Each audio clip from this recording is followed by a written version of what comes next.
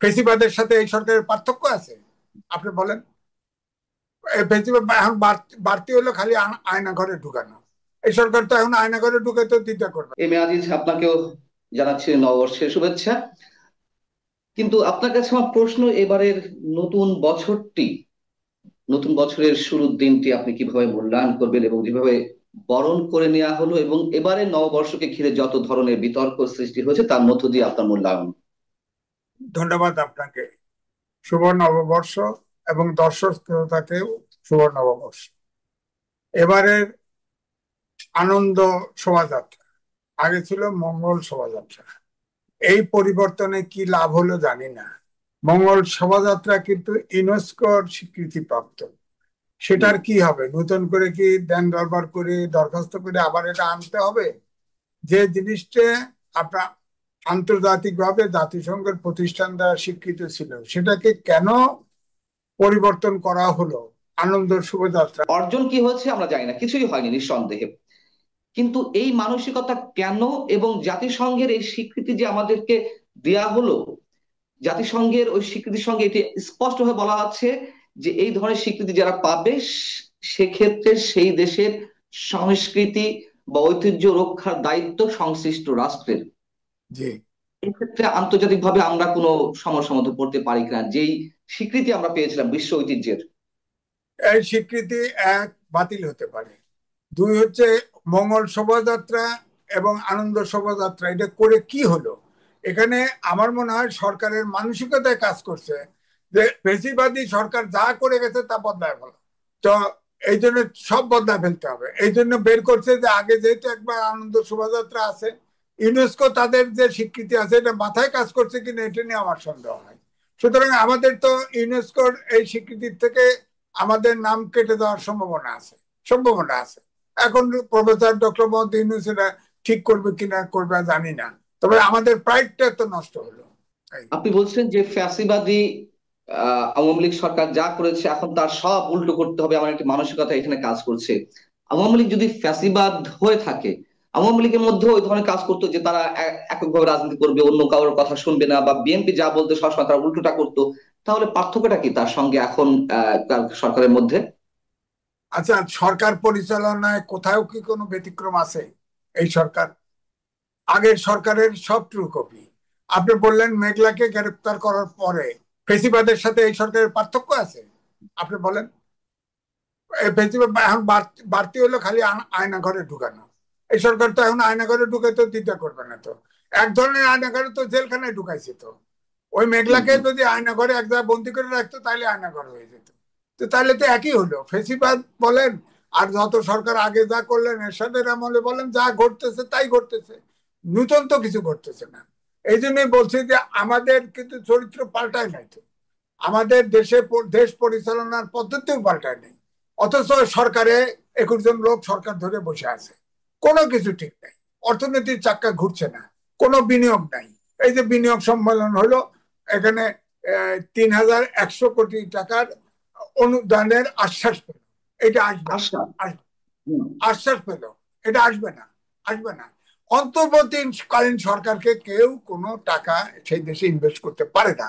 যেমন ধরেন 8 মাস আপনার এই সরকার ক্ষমতায় আছে, $2.1 বিলিয়ন আপনার প্রতিশ্রুতি পেয়েছে, তারা সাহায্য চীনের পাবে। কাছ থেকে। একটি চীনের টাকাও কাছ পায়নি। থেকে। হুম, হুম। একটি টাকাও পায়নি।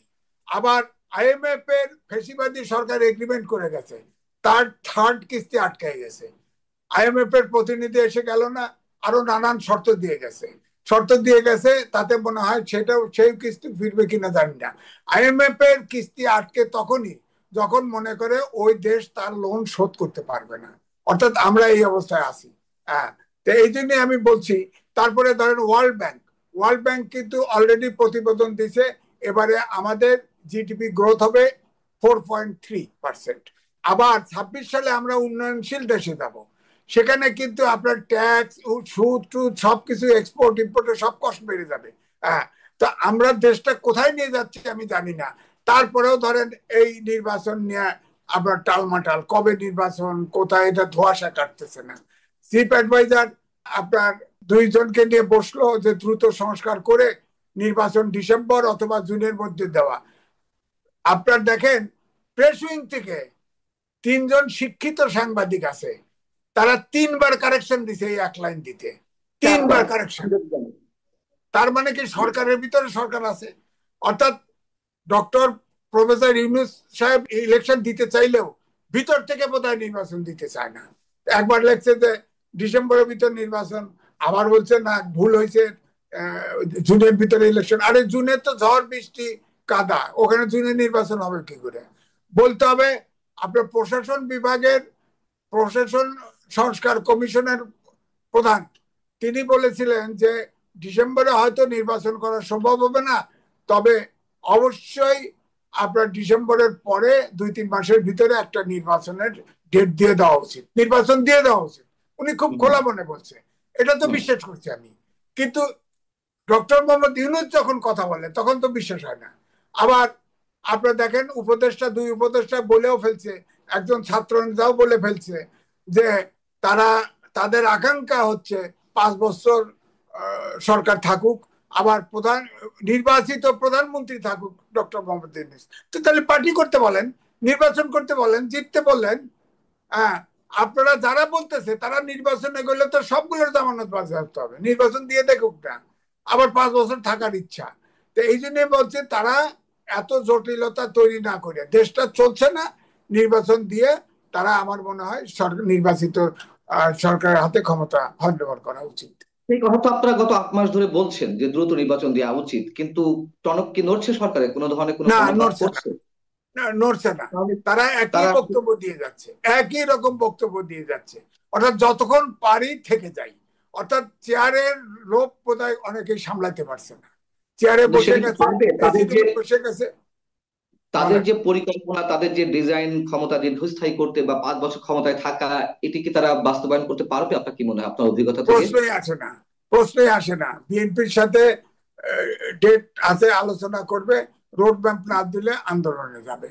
আবার জামাত দেখেন বলে যে সব দোষ বিএনপির ঘাড়ে চাপাইছে, বিএনপি খালি নির্বাচন চায়।